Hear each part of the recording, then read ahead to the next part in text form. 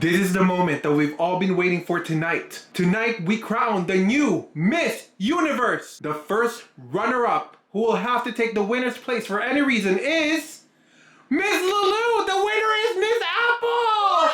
Oh my God! She's the new Miss Universe.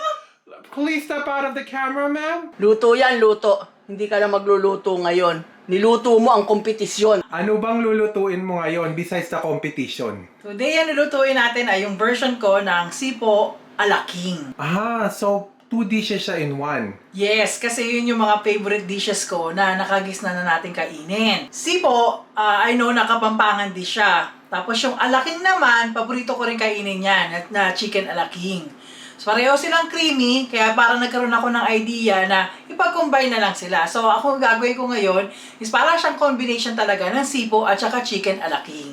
And you call it? Sipo-Á. Since we're doing family Christmas favorites on our channel, we've done mechado, and then we've also done macaroni, chicken salad, and also your fruit salad. Yes. Why is this sentimental to you, I always ask? Kasi nung malilit pa kami, lalo na kasi ikaw bunso ka, Oliver. So, nung malilit pa kami, si Mami lagi nagluluto ng chicken alaking yan. Pagka Christmas. Tapos, as years na nag-progress na siya, so parang gusto namin pareho na, ako paborito ko yung shrimp, tapos sila Mami, sila Patok, gusto naman nila yung chicken alaking ni Mami.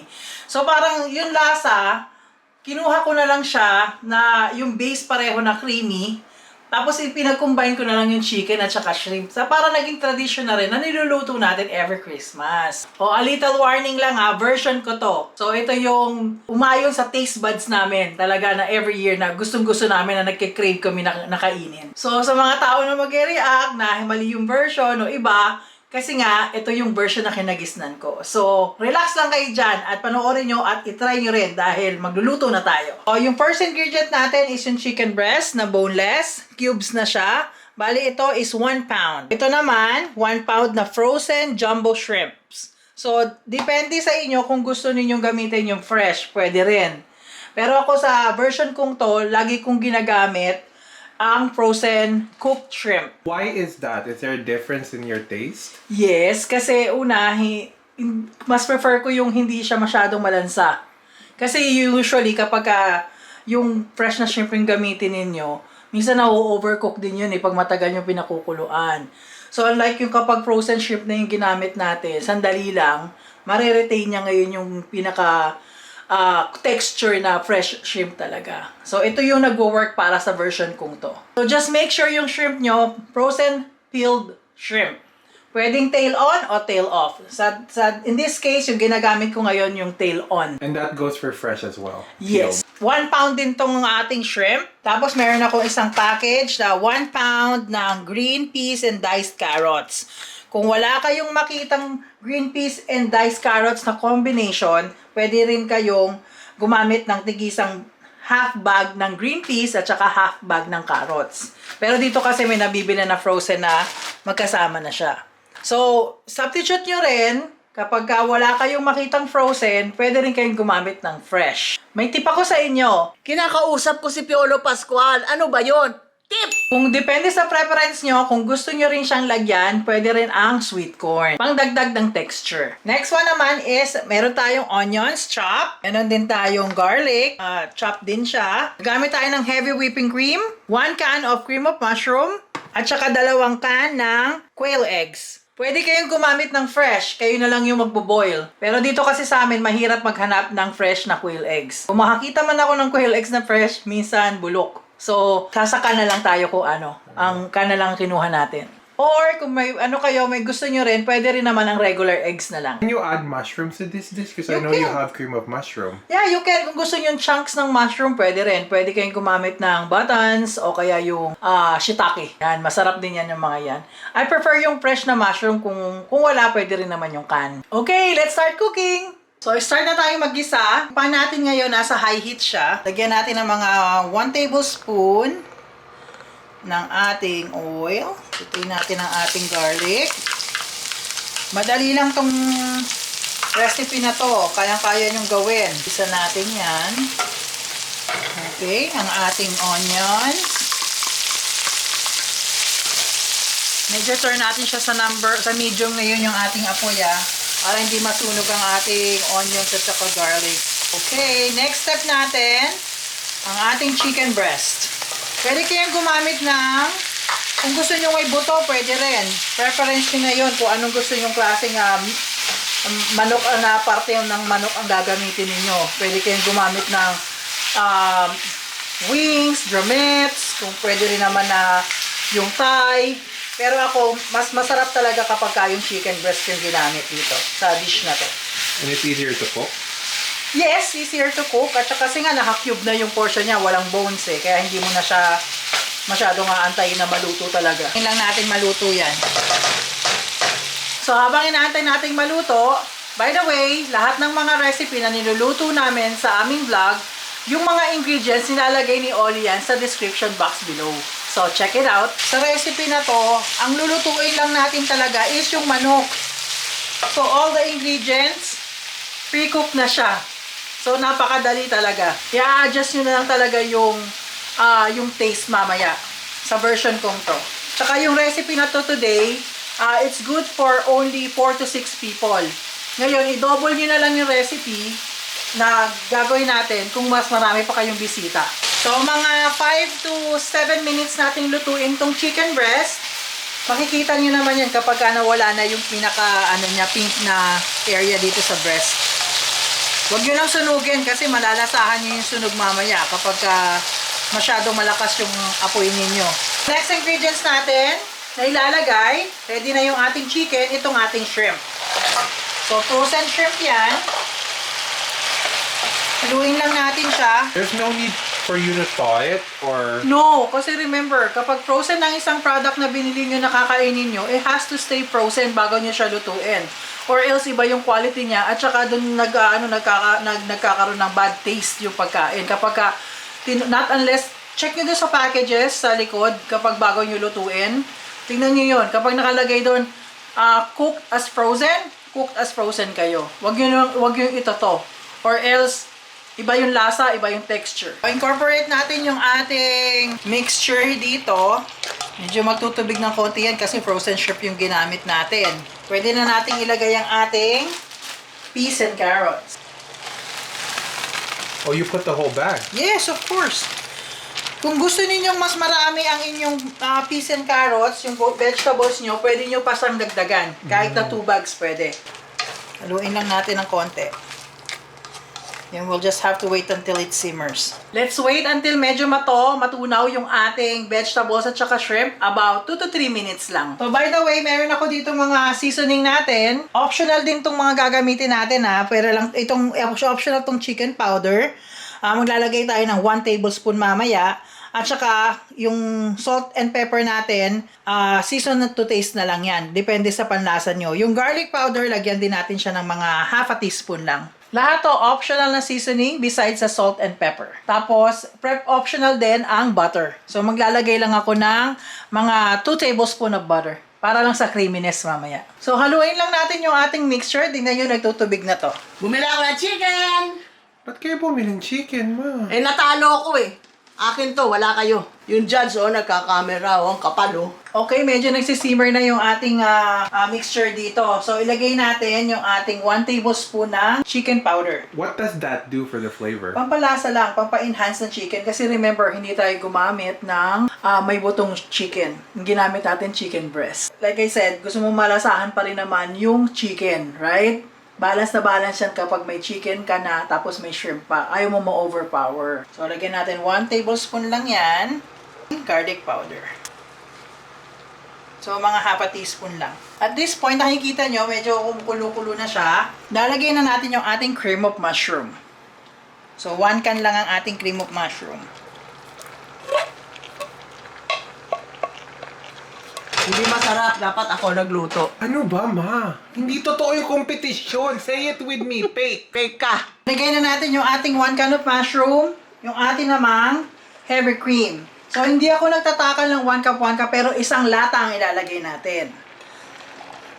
Hack yan, hack. Ito yung ginagawa ko masarap pag ganito. Ayan. So, ito, haluin natin ulit. So at this point, antayin na lang natin siguro mga 15 to 20 minutes. Depende kung gaano ang gusto nyo kalapot. Kasi pwede nyo siyang i-simmer sa low para lumapot siya ng lumapot. Ako, gusto ko yung tama lang. Yung talagang sarsa lang siya. So on medium fire, 20 to 25 minutes or depende sa preference nyo na sauce. Kung gusto nyo talagang thick yung sauce nyo, medyo tagalan nyo pa at least 30 to 35 minutes naman. Just make sure to occasionally stir it. So pag nahalo na natin to, lagyan naman natin siya ng ating seasoning, yung salt and pepper natin. So we'll see you in 15 to 20 minutes. Ayan, kumukulo-kulo na siya. May ramen ako, binili ko to. Sa akin to. Nanay ko po yan, nabibikon. Kanina pa nagmana yan. Sa'yo. Hindi kayo kakain ng sipo. Kakain din. Kaya natalo nanay ko eh. Hindi bale, panalo naman ako sa pagkain ko, no?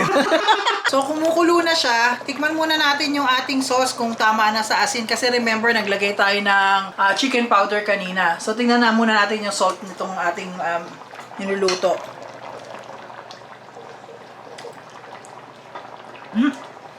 Hindi nyo na kailangang asinan.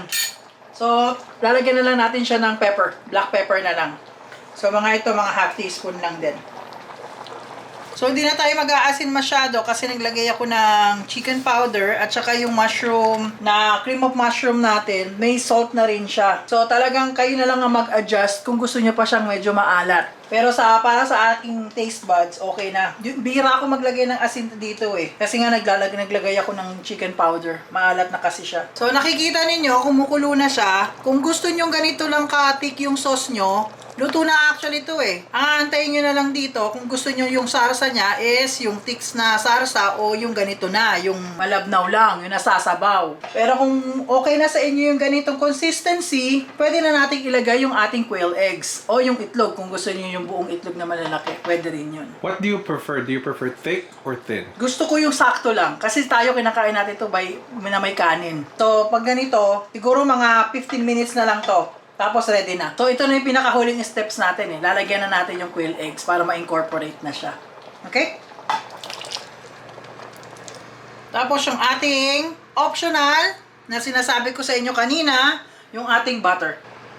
So mga 2 tablespoon lang yan. Pampa-creamy rin kasi yan. Nakakatulong yan maging creamy. At yung butter na ginamit natin nga pala, unsalted ha. So huwag kayong mag-alala. Baka sabihin ninyo na baka malat ulit. Hindi, unsalted lagi yung ginagamit nating butter. Pampalasa lang talaga, tsaka pampabalance lang ng taste yan. 10 to 15 minutes para lang mag-set yung ating mixture. Tapos, ready to serve na tayo. Okay, luto na ang ating Sipo-Á King. Ready to serve na tayo. Yay! Yay! May kakain na naman, no? Siyempre, goods na. I just got this serving bowl sa Ross kanina. So, clearance lang to. So, diba? Sino magkakakala? Ang ganda kaya. Oo nga, Pasko. And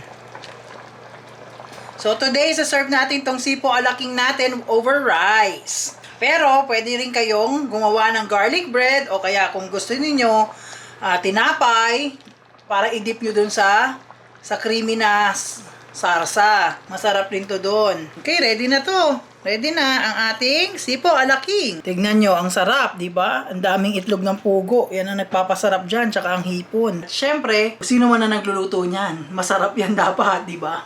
Madali lang. Daming first runner-up, oh. Masarap nga. So, ito yung ating serving bowl na ginamit ngayon. So, may rice tayo, tsaka yung ating sipo.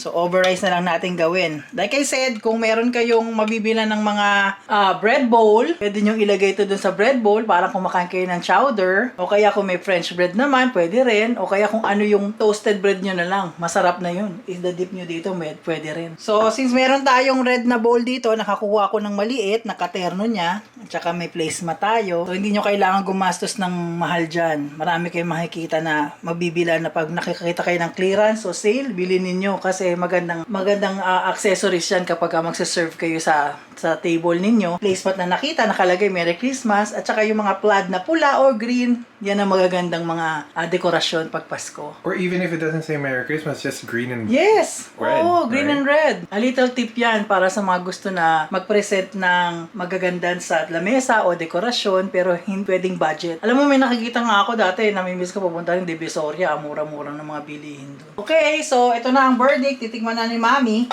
Lagay natin sa rice. Tingnan nyo kung gaano ka-creamy yung ating sauce. Ayan.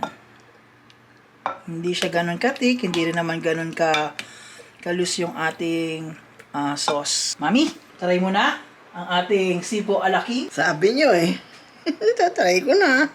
Pero mukhang umuusok pa to. Bakit napakasarap?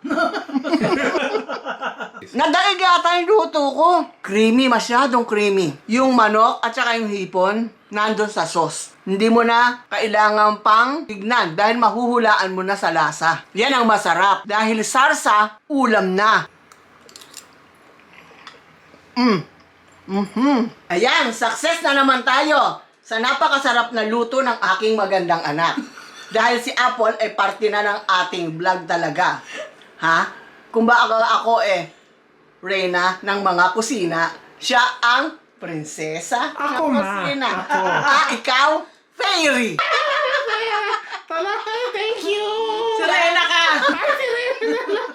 Habang kumakain ako, si Apple na magsa-sign off sa akin. Kakain muna ako. Don't forget, like, comments, and subscribe. Ijots! So proud of her. Idiots. Talaga kumakain kayo nang wala ako? May itlog yun sa'yo, ma.